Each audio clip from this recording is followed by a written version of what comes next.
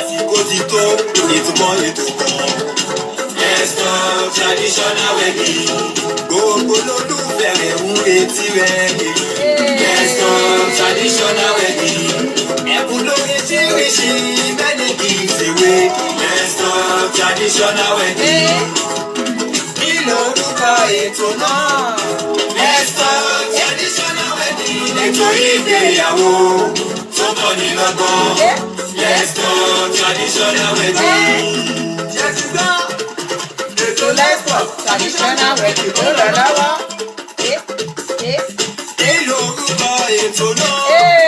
Let's talk traditional wedding. Ètò ìgbéyàwó tó kọ́ ni lọ́gbọ́n. Let's talk traditional wedding. Every Tuesday on Instagram, every Tuesday on Facebook, 6 p.m. UK time, every Tuesday on Facebook. Ètò ìgbéyàwó tó fún ni lóye. Let's talk traditional wedding. Ètò ìgbéyàwó tó fún ni lóye. Let's talk traditional weddings. Ẹ̀yin èèyàn mi nílé lóko lẹ́yìn odi, ẹ káàbọ̀ sórí ètò yìí. Mo kó nílé, mo kálejò, mo kọ́kùnrin, mo kóbìnrin, mo kọ́mọdé, mo kágbàlagbà pé ẹ káàbọ̀ sórí ètò wa, ètò yín, ètò kan náà, ètò ìgbéyàwó. Let's talk traditional wedding with Bùnmi the Royals. Ẹ̀yin èèyàn mi, àdúpẹ́ lọ́wọ́ ọba ayérayé, ọba àná, ọba ìní, ọba títí ayérayé kọrin kése. Èyí tó mú wa lọ lọ́sẹ̀ tó kọjá, ló tún mú wọn dé láyé àtàlàáfíà lénìí. Ẹ̀yin èèyàn wa, ọba yìí gangan ló tó fún láti máa yìn, láti máa gbé orúkọ rẹ̀ ga. Gẹ́gẹ́ bí mo ṣe máa ń sọ ní ọ̀sẹ̀ọ̀sẹ̀, Olúwabùnmi lèmi jẹ́ aya Òṣìbẹ̀rù. Kó tó di pé agorí ètò lénìí, ẹ jẹ́ ká fìbà fọba yìí, ọba tó tó bí aró, ọba rẹ̀rẹ̀ bí osùn, ẹlẹ́bùrú ìkẹ́, akọ́dá ayé, aṣẹ̀dá ọ̀run, ọba mi, bàbá àgbà, bàbá tó ju bàbá lọ, ọba tó ti ń bẹ kí bẹ̀bẹ̀ ó tó máa bẹ, ọba tí ó tún máa bẹ nígbà tí ò bá sí bẹ̀bẹ̀ mọ́. Agbógo fún orúkọ mímọ́ yín. Mo dúpẹ́ lọ́wọ́ yín torí gbogbo àwọn èèyàn jàǹkànjàǹkàn tí wọ́n ti darapọ̀ mọ́ mi lórí ètò yìí. Mo dúpẹ́ torí pé a lọ, àtúndé, àtúnpadà wá bá wọn. Àwa ọ̀la lọ́ọ̀dé, bẹ́ẹ̀ nígbà tá a dé àbá àwọn náà. Àwa gbógo fún orúkọ Olúwa. Àwa ní bàbá wa dúpẹ́ o, agbóṣùbà fún ọ.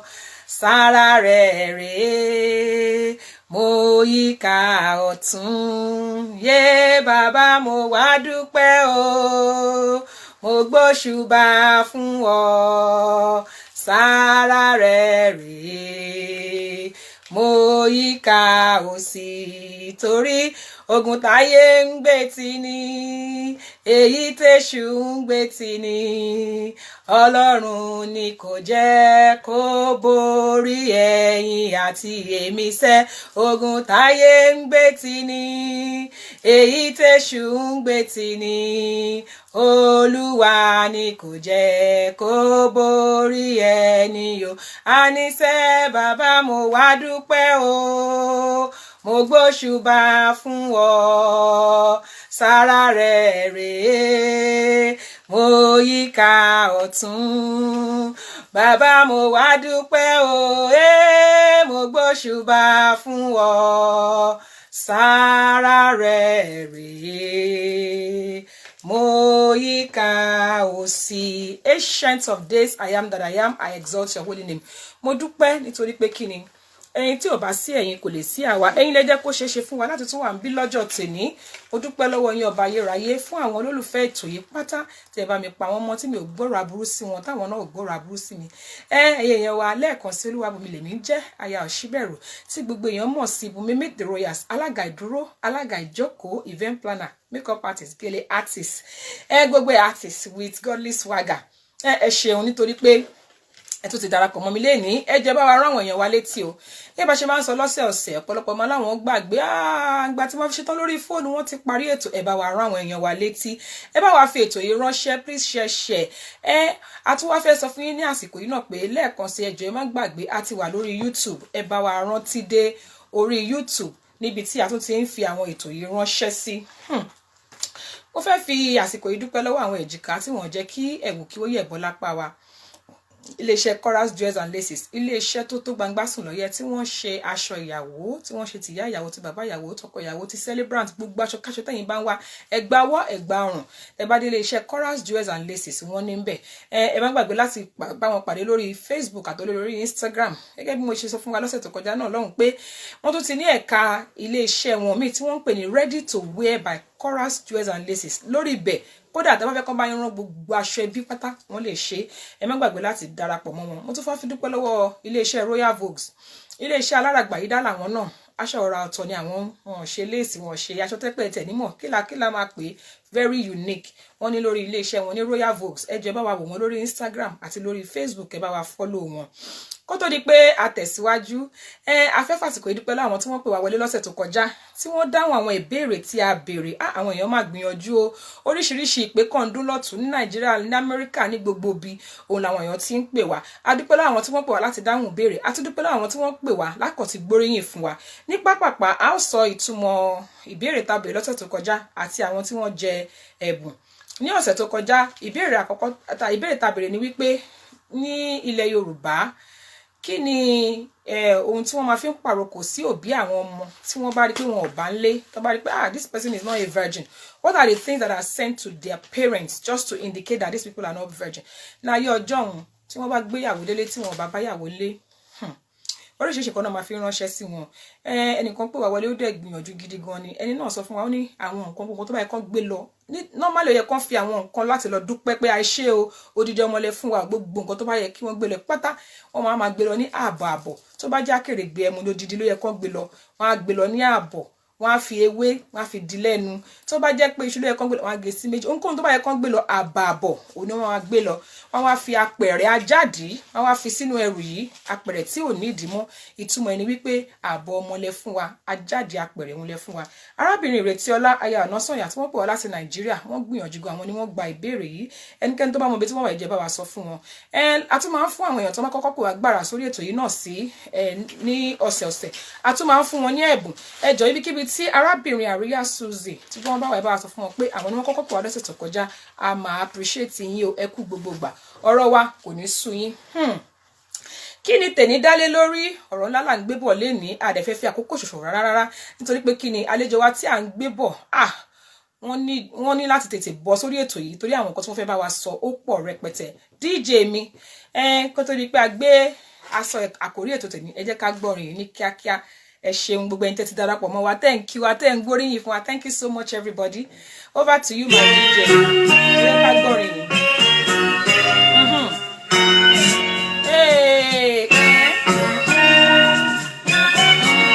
Yes, so one half of the body.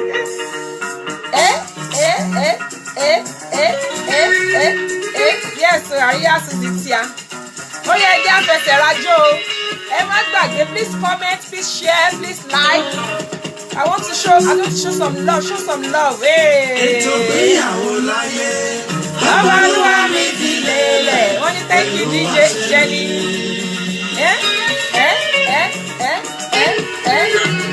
Come on. Ẹ̀yin èèyàn wa. Remember to share this video. Remember to invite people to watch.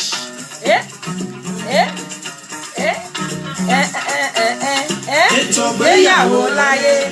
Bàbá Olúwa mi fi lélẹ̀ pẹ̀lú àṣẹ mi.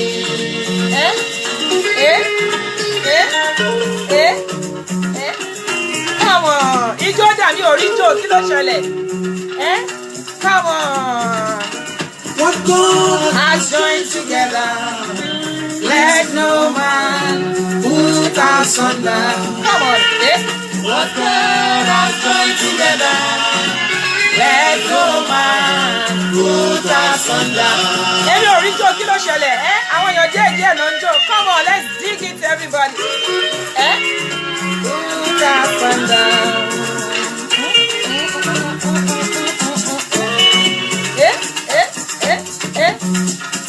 What God has joined together, Let no man put asunder. what God has joined together. Let no. Thank you so much, my DJ. ẹ ṣeun gbogbo ẹ̀yin tẹ́ ń fẹsẹ̀ rajó, gbogbo ẹ̀yin tẹ́ ń gbóríyìn fún wa, gbogbo ẹ̀yin tẹ́ ń click like, tẹ́ ń click love, tẹ́ ń share ètò yìí, ẹ ṣeun. Àwọn bàbá wa Chief Commander Ebenezer Obey, òun ni wọ́n sọ lórí orin wọn ní ètò ìgbéyàwó láyé pé ọba Olúwa ló fi lélẹ̀. Wọ́n wá ní what God has joined together. Yìí túmọ̀ sí pé ohunkóhun tó Olúwa bá ti sopọ̀ kẹ́nikẹ́ni má ṣe yà wọ́n, kóhunkóhun kó má ṣe yà wọ́n.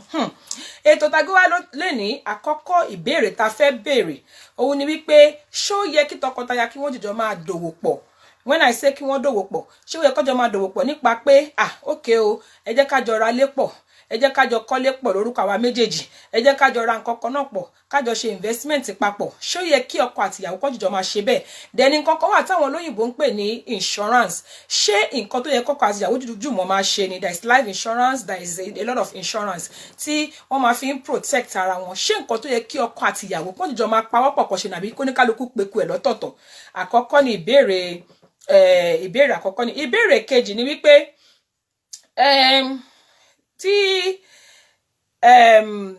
ọkọ ní ayé àtijọ́, ìyàwó àti ọkọ ọmọ bíi pé kan finú hanra wọn, àmọ́ ṣó lẹ́tọ̀ọ́ kí ìyàwó sọ àwọn àbí ọkọ kí ó sọ fún ìyàwó àbí kí ìyàwó sọ fún ọkọ ẹ̀ nígbà tí wọ́n sì jẹ́ àfẹ́sọ́nà ní pé àwọn ìwà kan wà tí mo ti wù o nígbà ìmọ̀ o, bóyá ìyàwó ti ṣẹ́yún rí ni o, bóyá ọkọ ti ṣàwọn ìwà àṣemáṣe kan ni o, fẹ́dà jẹ́ nǹkan tó dàbí. Ó yẹ kí ìyàwó àtọkọ kan máa nà tán fúnra wọn lọ́nà kan tó wọlé, àbí ó yẹ kó dúró pé tá bá ṣe ìyàwó tán máa ṣàlàyé fún jàre, àbí fúnra ara wọn ló yẹ kó mọ̀ fúnra ara wọn? Ṣé ìbéèrè wa ìkejì yé mi? Ìkẹta tá a fi gba ẹ̀bùn ni wípé kí ó tó di pé á bẹ̀rẹ̀ sí di ayédáyé ọ̀làjú tí wọ́n ń gba alága ìdúró, alága ìjókòó, ó ní orúkọ tí wọ́n máa ń pe àwọn èèyàn tí wọ́n máa ń ṣe ayẹyẹ yìí tí à ń pè ní alága ìdúró, alága ìjókòó láyé ìsìn. Orúkọ wo ni wọ́n ń pè wọ́n láyé ìgbà yẹn kó tó di pé alága ìdúró, alága ìjókòó? 07828500938 òun lẹ̀rọ ìbánisọ̀rọ̀ tẹ́ máa pè wá sí. Ojú òpó ti ṣí torí a ò ní pẹ́ lójú òpó lẹ́ni torí mo fẹ́ tètè gbé àlejò mi wọlé. 07828500938 ẹ pè wá wọlé bó jẹ́ pé ẹ fẹ́ dáhùn ìbéèrè ni, bó jẹ́ pé ẹ fẹ́ gbóríyìn fún wa ni, bó jẹ́ pé ẹ fẹ́ sọ àwọn ìkan lára àwọn nǹkan tá sọ. Ó ṣeé ṣe kéèyàn má tiẹ̀ mọ gbogbo àwọn ìbéèrè yìí, èyíkéyìí tí ẹ bá mọ̀ nínú ẹ̀ kí ẹ sọ. Ẹnìkan ní àdòwò pọ̀kẹ̀ blood of Jesus tó ẹ bá wa pè wọlé kẹ́ ẹ dá sí. Kí ni nǹkan tí ẹ̀yin lérò? Ṣó yẹ kí tọkọtaya kọjọ máa dòwò pọ̀, jọ máa kọ́lé pọ̀, kọjọ máa ṣe àbóyẹ kí ẹran ṣe tèmi o? Àwọn kan tí ẹ máa tún fi ń pamọ́ fúnra wọn. Ẹlòmíì akọ́lé méjì ìyàwó ẹ̀ ò ní mọ̀, ìyàwó mi akọ́lé ọkọ ẹ̀ ò ní mọ̀. Ṣó yẹ kó rí bẹ́ẹ̀? Àti pé nǹkan tó lóyìnbó ń pè ní insurance, àwọn kan ń pè ní protection, àwọn kan ń pè ní insurance, life insurance ni o, home insurance, whatever. Ṣé yẹ kọjọ máa ṣe pọ̀ ni àbí kó máa ṣe lọ́tọ̀ọ̀tọ̀? Ẹ jẹ́ ká gbé ìpè yìí. Hello, ẹ kúrọ̀lẹ́ o. Hello. Hello. Ẹ ti wà lórí ètò, ẹ kúrọ̀lẹ́ o. Ẹ kúrọ̀lẹ́ mà, ẹ káàbọ̀ sórí ètò yìí. Yes ma. Ẹjọ́ ta ló pè wá, bólẹ̀ tí ń pè wá? Mọ́mí wa ẹ kúrọ̀lẹ́ mà. Ẹ kúrọ̀lẹ́. Yes ma, ẹ káàbọ̀ sórí ètò yìí. Yes ma, ẹ ṣeun ma. Gbogbo ìgbà àti àwọn gèlè àti àwọn ará oríṣiríṣi tí ẹ máa ń gbé yọ sí wa jẹ́ nítorí gan. Thank you ma, thank you ma. Olúwa túbọ̀ sọ agbára. Àmín mà, àmín mà, ẹ ṣeun ma. Àwọn ìbéèrè ní tèmi lè díẹ̀ o, ṣùgbọ́n máa try. Ẹ ṣe ma. The first one. Bẹ́ẹ̀ ni ma. Ó dà pé ẹ ní ṣó yẹ kí ọkọ àti ìyàwó kọjọ máa dòwò pọ̀ àbí kọ́ máa fi nǹkan pamọ́ fúnra wọn? ṣé kan tó fẹ́ra wọn? Tó bá ti fẹ́ra wọn wọlé. Nígbà tí wọ́n yìí ń kọ̀. No, nígbà tí wọ́n bá ti wọ́. Téèyàn bá ti mọ irú ẹ tó bá dòwò. Bẹ́ẹ̀ ni. Kò ní rìn ní direct answer, but téèyàn bá mọ irú ẹ tó bá ń dòwò pọ̀. Bẹ́ẹ̀ ni. Torí aríbi gba ọ̀rọ̀ sí jura wa lọ. Arára gbọ̀rọ̀ sí jura wa lọ. Ẹlòmíì ò lára tó ń gbọ̀rọ̀ sí. Èèyàn aṣọ nǹkan tó máa sọ fún ṣùgbọ́n tó bẹ́ẹ̀ jù bẹ́ẹ̀ lọ àwọn nǹkan míì wà tó jẹ́ pé ó deep tó jẹ́ pé tí ọkọ àbí ìyàwó bá lọ gbọ́ lọ́jọ́ iwájú ó jẹ́ nǹkan tó lè tú ilé ká irú yẹn á lẹ́tọ̀ọ́ kan jọ sọ fúnra wọn tó bá balẹ̀ ní tirẹ̀ ní kejì lára mo they will still go ahead with the wedding. But àwọn nǹkan míì tó jẹ́ petty things lè má necessary but deep things tó lè fa kí lè tú ní ọjọ́ ọ̀la ó yẹ kó sọ fúnra wọn. Ẹ ṣe mà ó dá mà irú tí à ń sọ pé kí wọ́n máa dòwò pẹ̀lú lẹ́yìn tó bá ti fẹ́ra wọn délé ṣó yẹ kọ́kọ́ àti ìyàwó jọ máa pawọ́ pọ̀ pé ok Mr and Mrs lájọ kọ́lé yìí o Mr and Mrs lájọ ralẹ̀ yìí o Mr and Mrs lájọ ṣàbí kó ní kálukú peku ẹ̀ lọ́tọ̀ọ̀tọ̀. ní tìyẹn o ní ti tèmi o mi ò fi bẹ́ẹ̀ fọwọ́ sí lọ títí. mi ò fi bẹ́ẹ̀ fọ́ nítorí oríṣiríṣi ta ti rí náà ni nítorí oríṣiríṣi ta dẹ̀ ti gbọ́ mi ní personal experience ẹ̀ o bọ̀ ojú ti rí etí ẹ̀ ti gbọ́ níwọ̀nba ìta àti délé ajé náà so èmi ò ní gbogbo ara fọwọ́ sí yẹn. pé kan ṣe pọ̀ ó dà nǹkan tí wọ́n pè ní insurance àwọn míì máa ń ṣe life insurance àwọn míì ṣe protection wọn wà ní jẹ́ kí spouse wọn mọ̀ sí ṣé nǹkan tó lẹ́tọ̀ọ́ ni. kí lẹ wí mọ́. àwọn míì máa ń ṣe insurance bíi life insurance bíi nǹkan kan wọn wà ní sọ fún spouse wọn ṣé nǹkan tó lẹ́tọ̀ọ́ ni. kò irú yẹn kò yẹ kó má sọ fúnra wọn.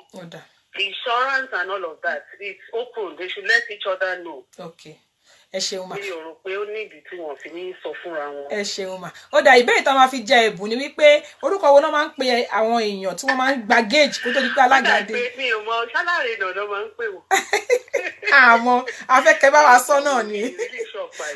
Ẹ ṣeun. àwọn alárinà àbí ìyàwó ilé ló sábà máa ń ṣe. Ó dà ẹ ṣe ma. kálága tó dé. Ẹ ṣeun ma àwọn mọ́mì wa Mrs. Ayọ̀délé Ògúnṣẹ́yìndé láti Kent ẹ ṣe ma thank you ma ẹ ṣe gan-an ni ma thank you ma God bless you ma ẹ ṣe àmín ẹ ṣe ma ẹ pẹ́ fún wa ma God bless you ma bye ma bye. Ojú òpó ti ṣí àwọn mọ́mì wa Mrs. Ògúnṣẹ́yìndé láti Kent àwọn ni wọ́n pè wá wọlé nísinsìnyí ojú òpó ti ṣí àwọn bíi mẹ́ta ni wọ́n gbìyànjú láti pè wọlé nígbà tí ẹnìkan wà lórí òpó ojú òpó ti ṣí báyìí ẹ jọ̀ọ́ ẹ pè wá wọlé kí lẹ̀yin lérò ṣó yẹ kí tọkọtaya jọ máa dòwò pọ̀ kó máa peku sápò kan náà kó máa ní afẹ́jọ kọ́lé Mr and Mrs afẹ́jọ ralẹ̀ Mr and Mrs afẹ́jọ ṣe insurance Mr and Mrs àbí kò ní kálukú dórúkọ fàdà ẹ̀ kí lẹ̀yin lérò ṣó yẹ ká máa ṣe nǹkan lọ́tọ̀ọ̀tọ̀ olórin yẹn ní what God has joined together let no land put us under let no property put us under ṣé bó ṣe yẹ kó rí nìyí àbí kó ní kálukú ṣe títẹ̀ lọ́tọ̀ọ̀tọ̀ ìkejì ń bẹ ẹ̀já gbé pè yìí ẹ̀já gbé pè hello hello ẹ kúrọ̀lẹ́ káàbọ̀ sórí ètò yìí o ẹ ṣeun àmín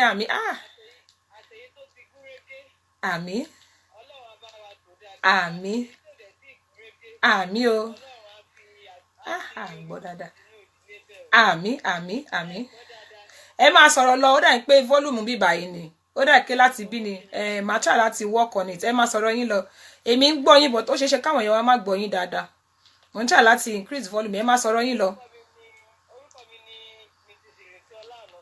bẹ́ẹ̀ni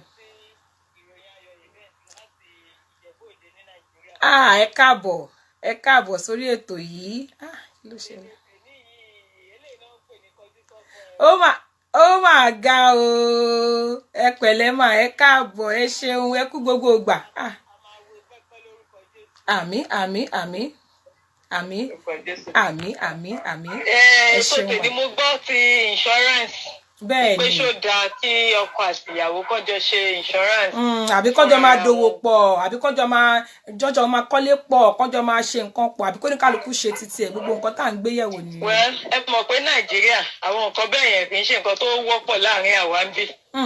bẹ̀t ní ìlú òyìnbó lọ́hùn táwa náà dẹ̀ ti fẹsẹ̀ dé tá a ti mọ bó ṣe ń lọ. tí ọkọ bá lóun máa ṣe tóun ò ní fìyàwó ẹ̀ sí ó bẹ́tà kíyàwó ẹ̀ náà ṣẹ́rí one thing about marriage òun ni wípé ẹni téèyàn bá ń bá náà jà òun lèèyàn máa ń wò. every woman every husband ló mọ orú ọkọ àbíyàwó tóun fẹ́ it is good tí wọ́n bá jọ ṣe papọ̀ bẹ́ẹ̀ tí ọkọ ẹ̀ ò bá ṣe fún ẹ ó bẹ́tà kó ṣe fún ara ẹ̀. ó dà ẹ ṣeun. nítorí kíni nítorí èmi kọ́ nítorí ọ̀la ẹ ṣeun. ó dà ìbéèrè kejì tá a béèrè òun ni wípé tíyàn bá ti ṣe àwọn àṣemáṣe kan nígbà tó jẹ́ pé wọ́n ṣì wà lójú ọ̀nà tó wá di pé wọ́n ti fẹ́ fẹ́ra wọn wọlé ṣó yẹ kó máa sọ fúnra wọn àbí kó dúró dìgbà tó bá ṣèyàwó lọ́kọ ni o àbí níyàwó ni o.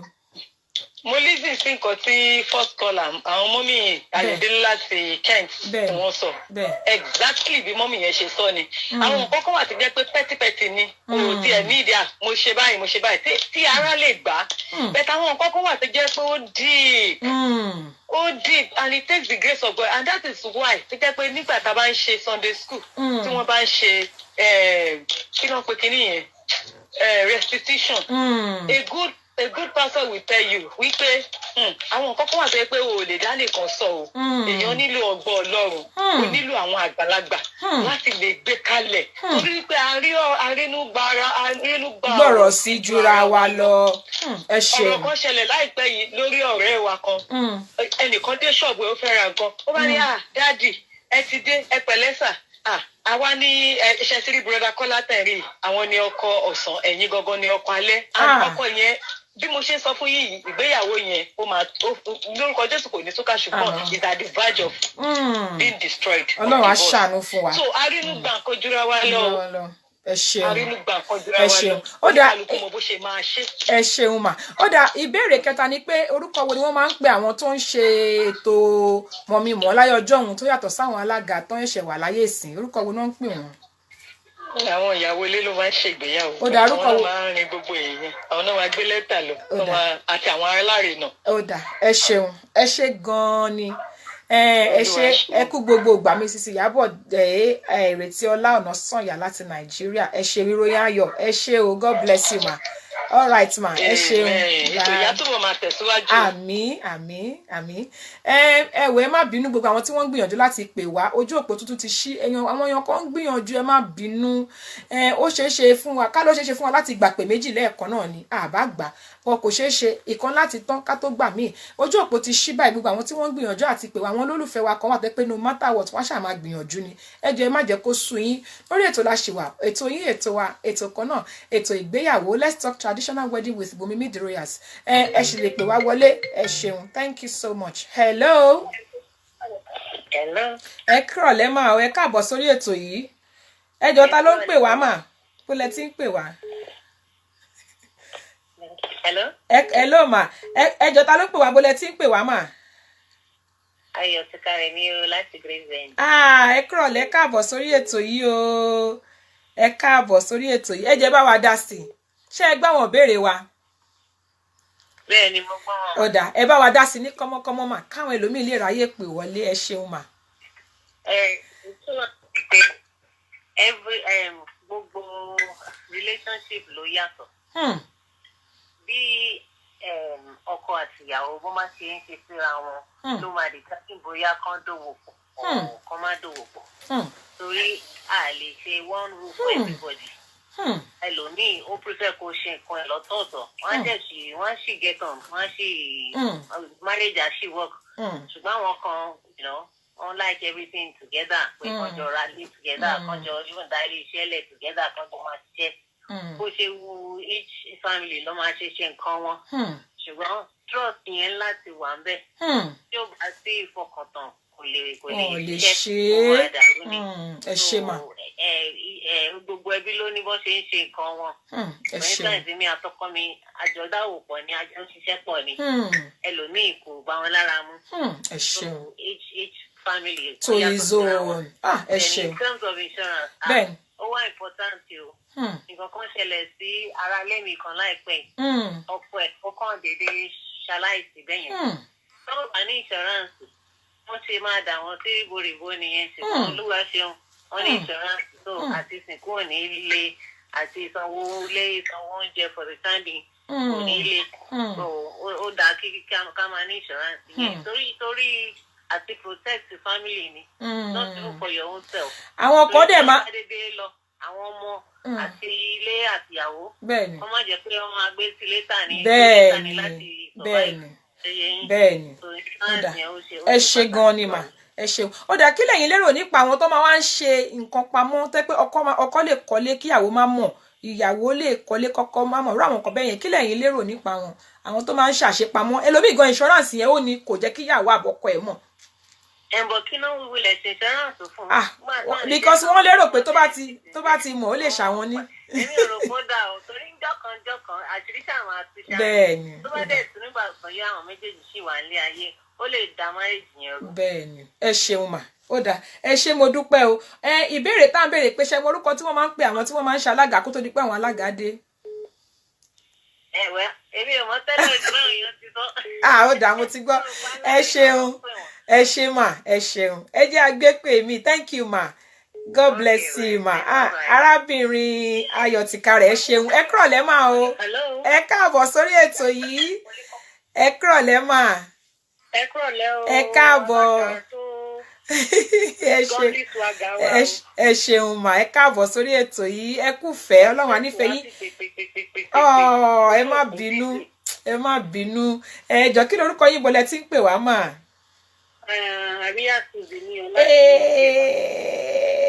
Àríyá Suzy tí a kẹ́tẹ̀ tó dé làwọn èèyàn ti ń kí yín pé Àríyá Suzy tí a dà wọ́n ti ń retí yín.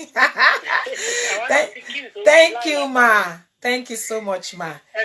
Yes, ma. You are looking beautiful today. Thank you, ma. Thank you so much.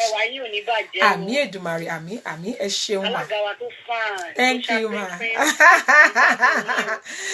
Tó ṣáná wọlé, ẹ ṣe gan ni, ma. Ẹ ṣeun, ma. Thank you, ma. Ẹ bá wa dá sí. Thank you, ma. Àmì Ọlọ́run, àmì. Yes, ma. Ẹ bá wa dá sọ̀rọ̀ lẹ̀ yìí, ma. Lórí àwọn questions ẹ béèrè. Bẹ́ẹ̀ni mà. Ṣé ìta bá ní ká sọ ní abẹ́ ṣé ó tọ́ àbí ó yẹ? Tá bá fi sí kátígórì ìjó lẹ́tọ̀ọ́ bẹ́ẹ̀. Bẹ́ẹ̀ ló gbúdọ̀ rí. Orí nǹkan tá bá ti pè ní ọkọ àti ìyàwó. Bẹ́ẹ̀ni. Ìfẹ́ gbúdọ̀ wà láàrin wọn. Ìfẹ́ yẹn náà ló máa ń jẹ́ kó ṣe papọ̀. Ṣùgbọ́n ó ṣe ní láàánú pé ayé ti dayé ọ̀làjú. Oríṣiríṣi nǹkan ó ti ń ṣẹlẹ̀. Adìyẹ ti ń jẹ fún ara wọn. Ta ń fojú rí, ta lè ń fetí gbọ́. Lábẹ́ bó ṣe yẹ kó rí bẹ́ẹ̀ ni. Ṣùgbọ́n pẹ̀lú nǹkan tó ń ṣẹlẹ̀ láwùjọ. Bẹ́ẹ̀ni. Tó ti yé yín. Bẹ́ẹ̀ni mà. Èèyàn láti wo irú ọkọ tó fẹ́, irú ìyàwó tó fẹ́. Kí èèyàn tó lè ní òun gbé gbogbo ìgbésí ayé òun lé orí ìyàwó àbí lé orí ọkọ. Ó ga o, ó dá ẹ ṣe mà. Torí àsìkò àti ìgbà tá a wà yìí náà. Bẹ́ẹ̀ni, ẹ ṣeun mà, ó dá. Contribution tèmi nìyẹn. Ẹ ṣeun mà, ó dá mà. Ẹ bá wa mú béèrè kejì. Ìbéèrè kejì ni pé tó bá jẹ́ pé ọkọ àbí ìyàwó ti ṣàṣemáṣe kọ́ tó di pé wọ́n pàdéra wọn. Ṣé nígbà tó bá ti kú díẹ̀ kan wọlé ọkọ, ṣó yẹ kó sọ fúnra wọn àbí pé wò ó máa sọ fún létà jàre á máa mọ̀, ṣó yẹ ká máa fi irú nǹkan bẹ́ẹ̀ yẹn pamọ́? Ṣé rí question yẹn náà? Ká má parọ́. Bó ṣe yẹ kó rí, ó yẹ kó jẹ́ wípé nǹkan tí wọ́n bá ti ṣe ní ìkọ̀kọ̀ tí ò dáa. Ká tó wọlé, ó yẹ ká pèrà wa, ká bára wa sọ. Torí nǹkan tó ń fa ìgbéyàwó tó ń túká náà nìyẹn. Ṣùgbọ́n àwọn nǹkan míì wà, ṣé rí èmi máa ń face reality. Àwọn nǹkan míì wà tó jẹ́ wípé ó bẹ́tà kéèyàn wọlé. We have to look at the gravity of the offense. Ẹ ṣeun mà. Tó bá jẹ́ pé lè tó jẹ́ pé tó kọ kò tẹ́ tó lè gbọ́ lọ́jọ́ iwájú tó máa fẹ́ dúró sínú ìyàwó yẹn. Ó bẹ́tà kán tètè sọ ọ́. Ẹ ṣeun. Ó dá ẹ ṣé mo dúpẹ́ ẹ kú gbogbo ìgbà. Ẹ ṣé Ọlọ́run á nífẹ̀ẹ́ yín o. Ìbéèrè kẹta tàbí ni pé kí lorúkọ tó ń pa àwọn tí wọ́n ń gbé géèjì kó tó di pé alárinà ni àwọn alárinà ló ń pè wọ́n. Ó gbà. Gbìyànjú. Àwọn ará Facebook kọ́ má bínú o. Kọ́ má bínú sí wa rárá o. Àmọ́ tó dé o. Ẹ jẹ́ to try. Please pardon me, Facebook people. Let me bring in my guest while I'm doing this. This is one of those things. Anyway, one of those things. We always have technical glitch one way or the other. Let me bring in my guest people. Èèyàn mi, èèyàn tí mò ń gbé bọ̀ lẹ́nu, èèyàn ńlá gbáà ni wọ́n accept. Waiting to accept. Waiting for you to accept. Facebook yari o. So I think we're gonna have to continue on Instagram. Hey, DJ, over to you. Look who is here, everybody. We always bring our guests in with music. Uncle Niyi, you have to dance.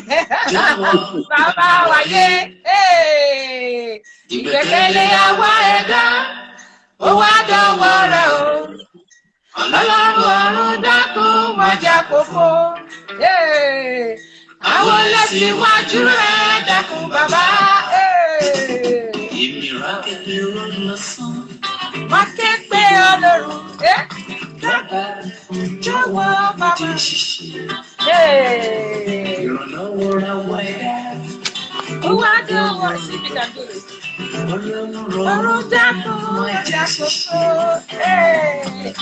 Àwọn lẹ́síwájú rẹ̀ dákun bàbá. Please welcome my guests for me, everybody. Welcome my guests. Appreciate my guests for me. Gbẹ̀kẹ̀lé àwa ẹ̀dá, ó wá dọ̀wọ́ rẹ̀ o. Ọlọ́run ọ̀run dákun má jákòókò. Àwọn lẹ́síwájú rẹ̀ dákun bàbá. Facebook, are you okay? We'll stick to our Instagram. Thank God Instagram is on. For some reason, Facebook is not working. Hey! Thank you so much, my DJ. Because of time, I'm going to have to end the music. Wow!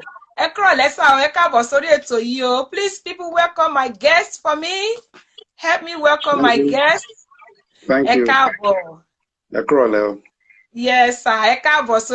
People are saying welcome to you. We are very honored to have you. Thank you for having me. We are absolutely honored to have you on this show, sir. Out of your very, very tight schedule. The Lord will honor you in Jesus' name. Kindly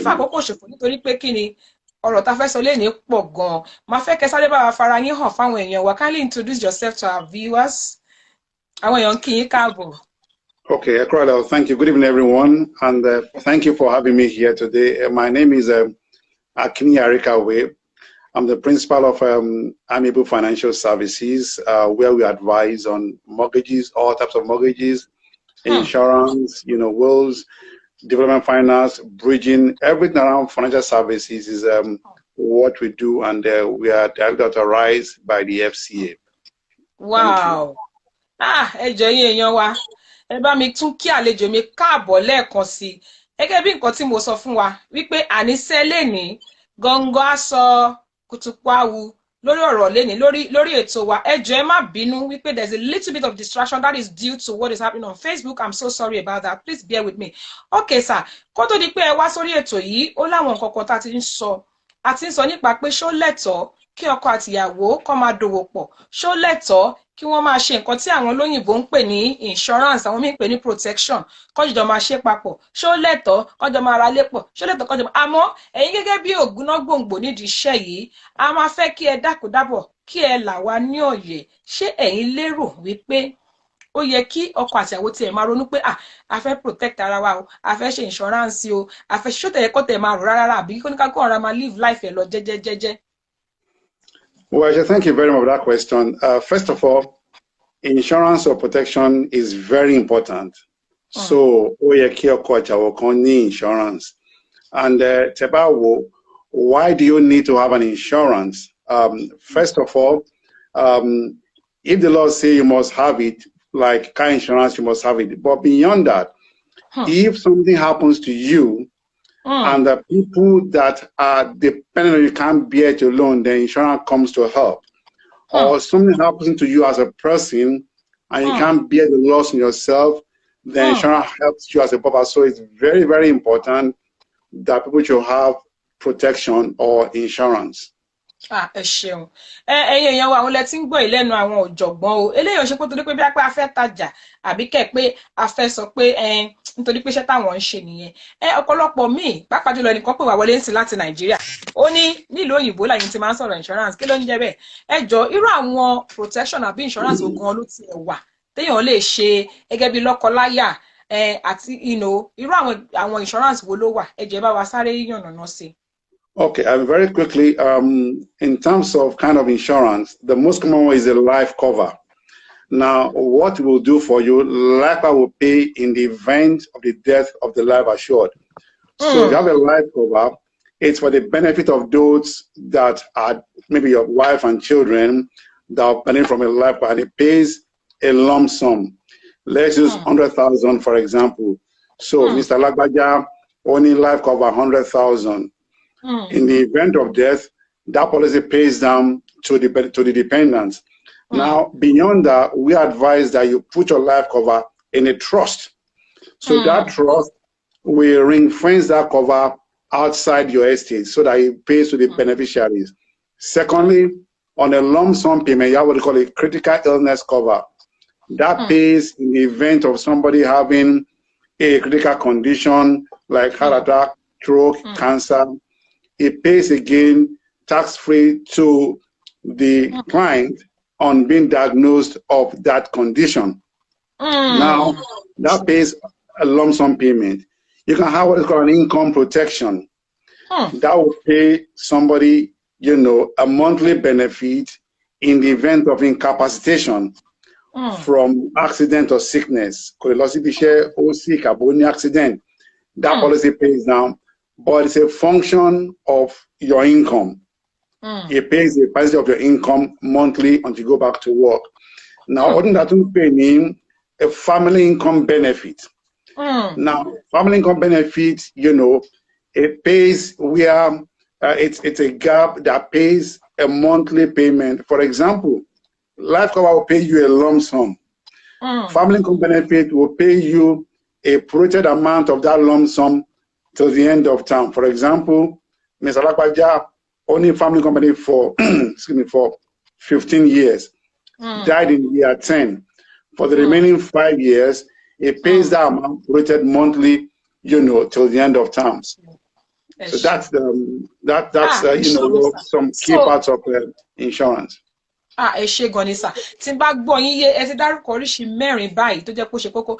Ẹ̀yin èèyàn wa òun lẹ ti ń gbọ́ lórí ètò yìí oríṣiríṣi nǹkan tí èèyàn lè ṣe láti fi protect. Ṣe rí ọ̀pọ̀lọpọ̀ àwọn àwa èèyàn wa pàápàá àwa Yorùbá a ní lọ́kàn pé insurance life cover incapacitated ẹ ti fẹ́ pa mí ẹ ti fẹ́ kí n kú nìyẹn nítorí ọ̀pọ̀lọpọ̀ máa ń sá pàápàá jùlọ àwa èèyàn dúdú pàápàá jùlọ àwa Yorùbá àwa ọmọ ilẹ̀ Nàìjíríà pé tíyàwó bá ní ọkọ mi jẹ́ ká ṣe ó ti fẹ́ kí n kú nìyẹn ó ti fẹ́ kí n ṣe nítorí ìdí èyí lọ́pọ̀lọpọ̀ ṣe máa ń sá nídìí nǹkan tí à ń pè ní life insurance. Ìmí àwa rọra lọ ṣe lẹ́yìn kò wá ní jẹ́ sọ fún ìyàwó mi àwa lọ ṣe lẹ́yìn kò ní jẹ́ sọ fọ́kọ nítorí pé ó ní lọ́kàn yìí pé tí obìnrin bá fi lè mọ̀ wípé mo ti ṣerú nǹkan báyìí bí ṣe máa kú ló máa ẹjọ́ nítorí Ọlọ́run irú disadvantage wo ló wà nínú pé kí èèyàn ṣerú nǹkan bẹ́ẹ̀ yẹn kí ìyàwó àbọ̀kọ má mọ̀ sí?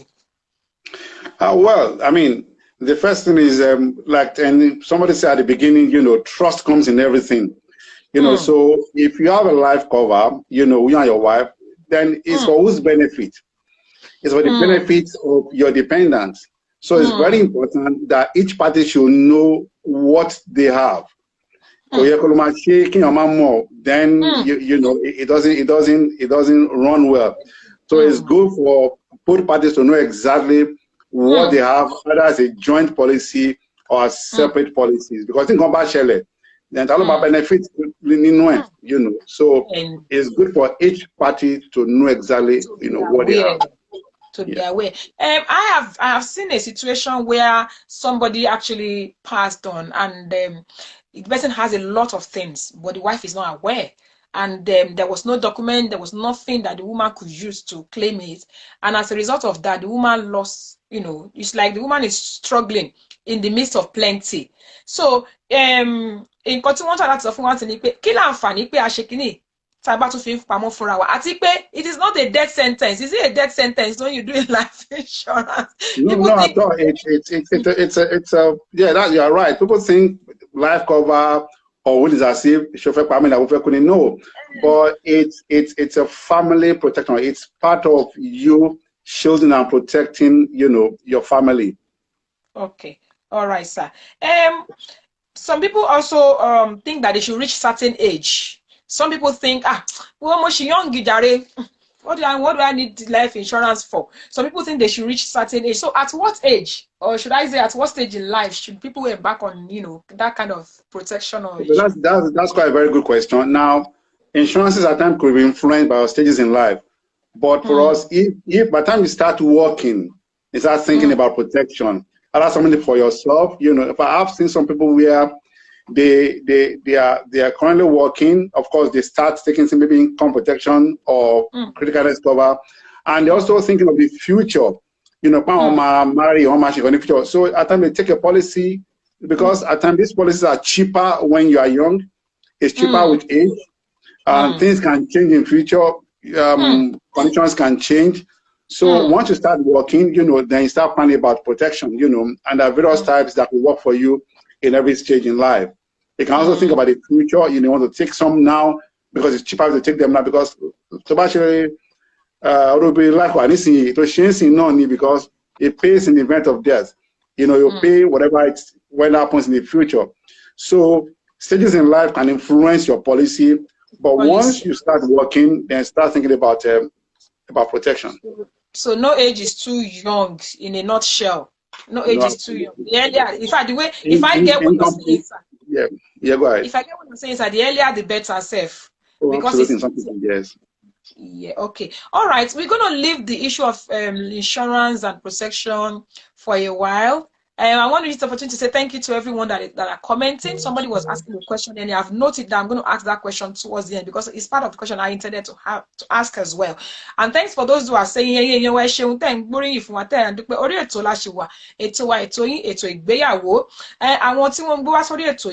àwọn ni ọ̀gbẹ́ni Akínníyì Àríkàwé ògbónágbòǹgbò ni wọ́n nídìí iṣẹ́ pé kí a ṣe insurance àti ká ṣe mortgage.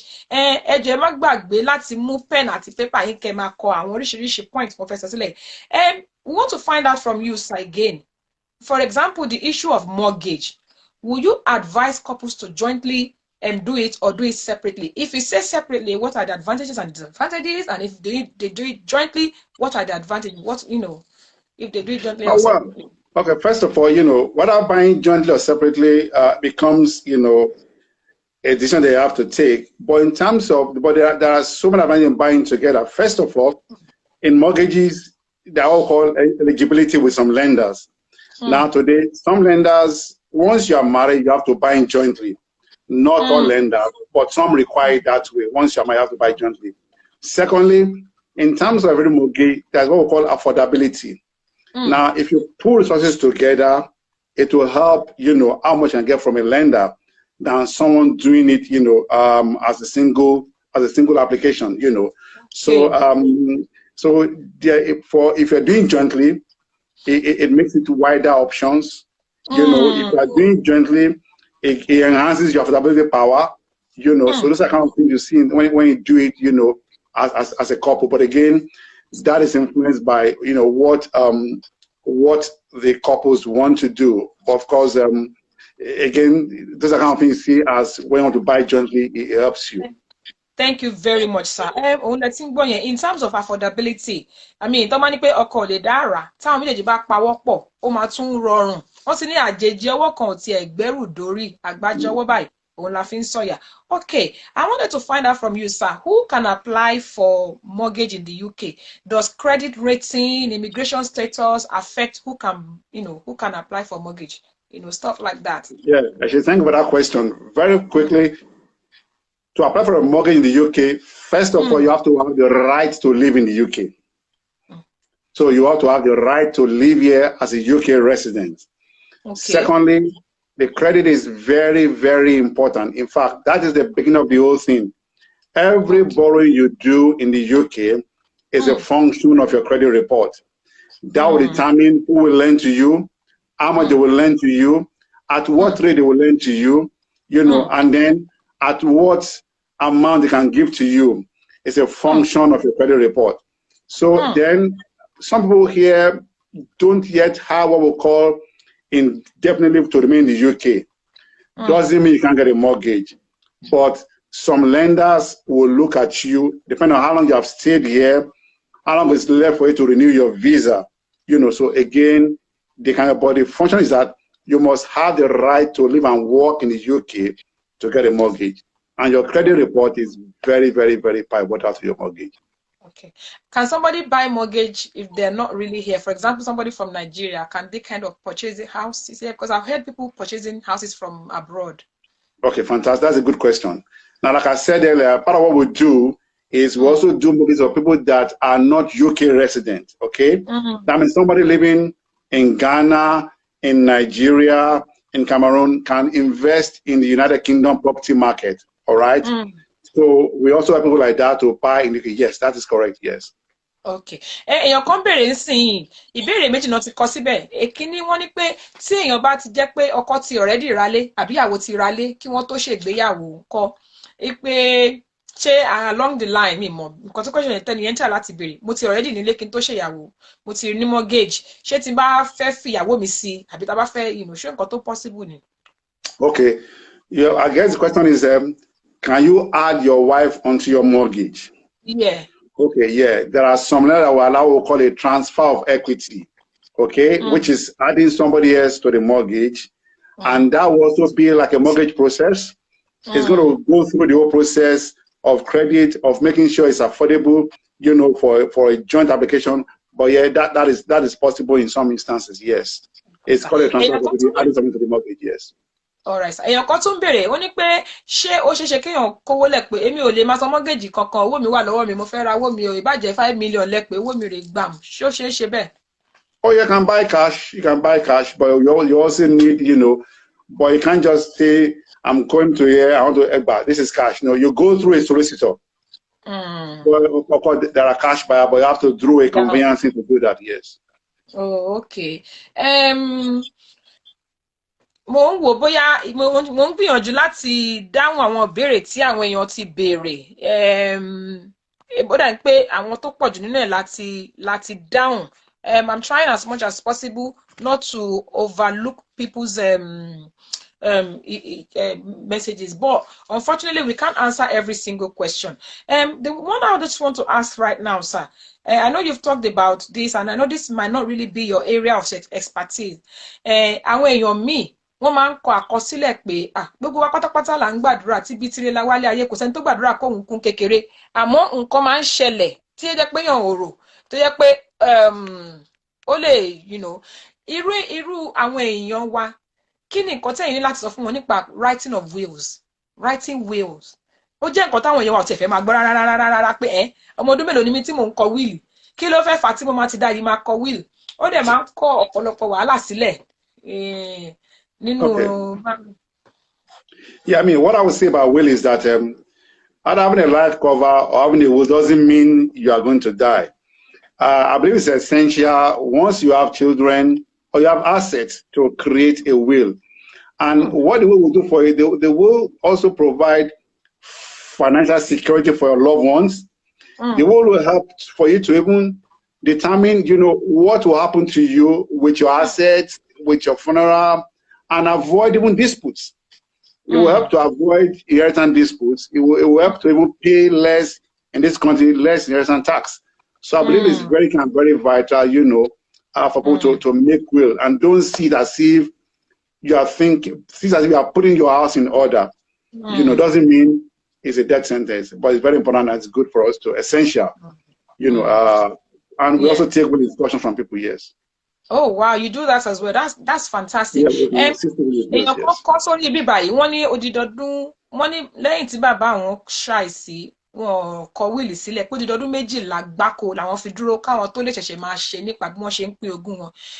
Kò sí kú lójú yín bẹ́ẹ̀ ni kò sí kú lójú èmi fún ara mi wà láìtàlà ìmẹ́ríkẹ́ ni mo kùn foundation la kùn kò sí kú lójú ẹnì kankan nù wa kò sẹ́ni kankan tí kú máa pa ní rèwerèwe àmọ́ àwọn nǹkan kan wà tó jẹ́ pé a lè béèrè lọ́wọ́ Ọlọ́run nítorí pé kí àwọn tíyàn bá fi sílẹ̀ kí wọ́n lè ní ìfọ̀kànbalẹ̀ òun lòun èèyàn ṣe ń ṣe gbogbo ètò à ń sọ yìí lágbára Ọlọ́run ikú ò ní pa yín kò ní pè mí kò ní pa àlejò mi náà tí mo gbé wá sórí ètò yìí kó tó di pé ẹ lọ sàáfẹ́ béèrè lọ́wọ́ yín ǹjẹ́ ní àwọn iléeṣẹ́ míì tí wọ́n ṣe irú iṣẹ́ tí yìí tó jẹ́ pé Nàìjíríà ni wọ́n wà tẹ́lẹ̀ ṣe bí ẹ lè rẹkọmẹ́ndì wọn ìbéèrè méjì ni máa béèrè lẹ́ẹ̀kan náà tẹ́lẹ̀ rẹkọmẹ́ndì wọn fún wa torí àwọn tí wọ́n pè láti Nàìjíríà wọ́n sọ fún wa wípé kò sírú àǹfààní báyìí tó tóye ní Nàìjíríà ǹjẹ́ nǹkan tó ṣe é ṣe láwọn òbí mi yàtọ̀ sí àwa táwa nílùú òyìnbó ń bí. Oh yeah, I believe in Nigeria there are insurance companies in Nigeria that do life cover, you know, that do similar policies, you know, for the Nigerian community, and I'm sure they can make inquiries, you know, from some major Nigerian insurance companies that are there in Nigeria, and I know people in Nigeria also do life cover. I have some friends where they also have life cover, so it's also available back in Nigeria. Yes. Okay. Láàrin kan bí báyẹn kan béèrè pé kí ni ìyàtọ̀ life insurance àti there's another insurance the person mentioned. I think there's something about there is because people think that once you have life insurance, it's life for life. You know, there is no way that you know. Can you tell us a bit more? Okay, for life cover pays in the event of death, right? And for some companies can have maybe up to maybe age 89 or age 90. But But remember, there's no cash-in value. Once your life cover ends and you're still alive, then that's the end. But there's something called whole of life. Now, whole of life is runs to the end of the life of the person and pays when the person finally passes away. So that maybe that's what they're trying to ask there. Okay. All right. Thank you so much, sir. Oda èèyàn wa kódà àlejò wa lẹ tí ń gbọ́rọ̀ lẹ́nu wọn láti ẹ̀kan. Àwọn eléyìí ọ̀jọ̀gbọ́n ni wọ́n nídìí iṣẹ́ yìí, wọ́n mọ̀ nípa iṣẹ́ yìí gidi gan ni. Ǹjẹ́ alẹ́ nìkan nínú wa tó ń wò pé mi mà mọ̀ gbogbo eléyìí tẹ́lẹ̀tẹ́lẹ̀ àfìgbà tó ẹ̀ṣẹ̀ ń sọ ṣùgbọ́n ní àkókò tó láti sọ gbogbo ọ̀rọ̀ yìí kò sí bó ṣe fẹ́ ṣe fún wa láti sọ gbogbo nǹkan tó yẹ kẹ́ mọ̀ lórí ètò yìí. Ẹ jẹ́ bá wa sọ fún àwọn èèyàn wa ń gbọ́ láti lè rí yín. Tá bá fẹ́ bá yín sọ̀rọ̀ kẹ́ tá bá tún fẹ́ contact yín lẹ́yìn ètò yìí. Báwo la ṣe lè rí yín sà?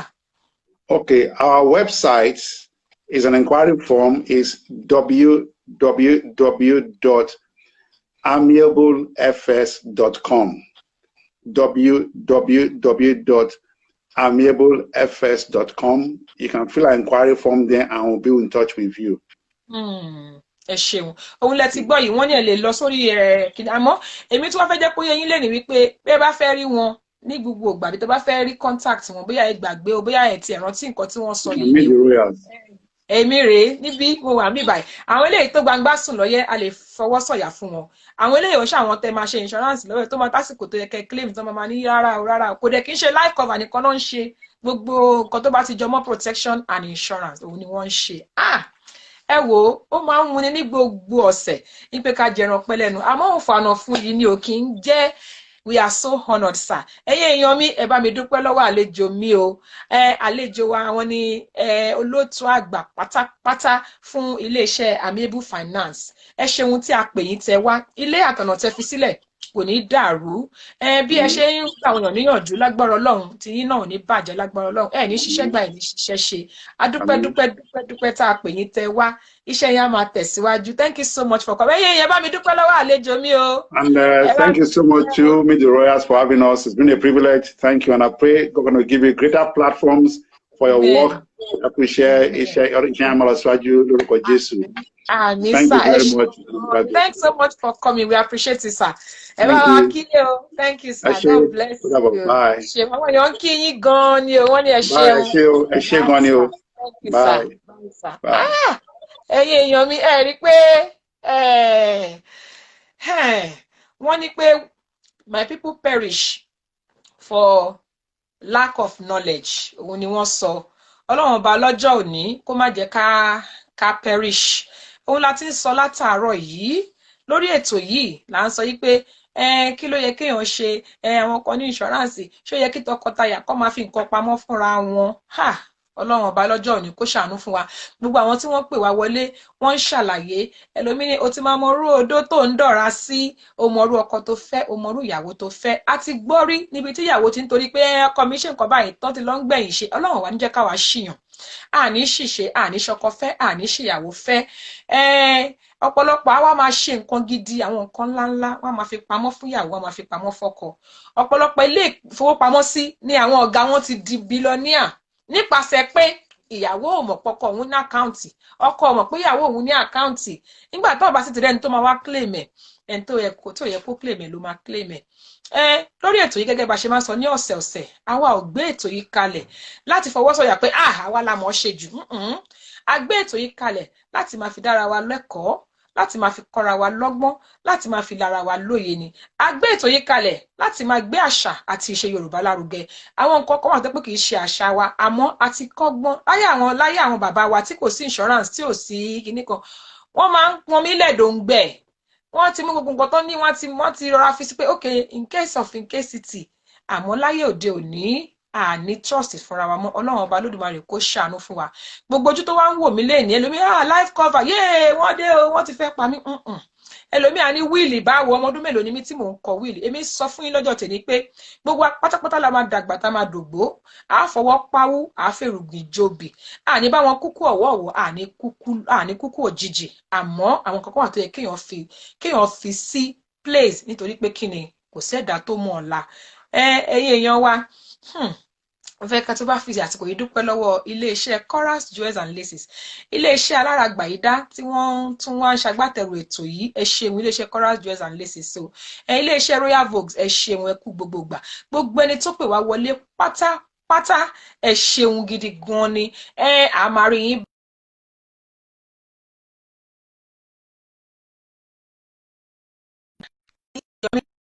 mi ò ní báyìí nínú àìsàn, mi ní báyìí lórí àkẹ́tì àìsàn. Àlàáfíà báyìí òun ni ó máa fi jọba nílé wa. Gbogbo ìgbéyàwó tó ń dùn kò ní bàjẹ́. Gbogbo ẹni tó ń wojú Ọlọ́run fún ilé aláyọ̀, Ọlọ́run á wà pẹ̀lú wa. Gbogbo opó tó wà lórí ètò yìí, Olúwa bá wa dúró tì yín. Ọlọ́run lọ ọkọ opó, Olúwa dúró tì yín. Mo wá fi àsìkò yìí sọ fún gbogbo èèyàn wípé láyọ̀ láyọ̀ la ó máa pàdé o, láyọ̀ láyọ̀ la ó máa pàdé o. Ẹ̀yin ò ní forí gun, èmi ò ní fẹsẹ̀ kọ o. Mọ́tò yòówù ká lè wọ̀ kò ní forí sọ̀gì o. Láyọ̀ láyọ̀ la ó máa, láyọ̀ láyọ̀ la ó máa pàdé, láyọ̀ láyọ̀ la ó máa pàdé o. Thank you people.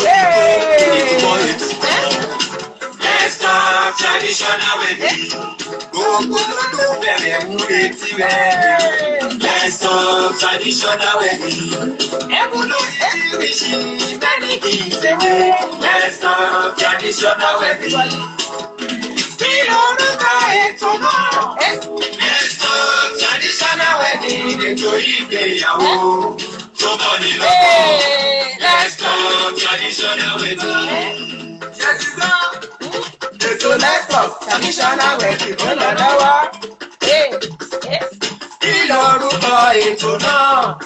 Let's Talk traditional wedding. Ètò ìgbéyàwó tó kọ́ ní lọ́gbọ́n.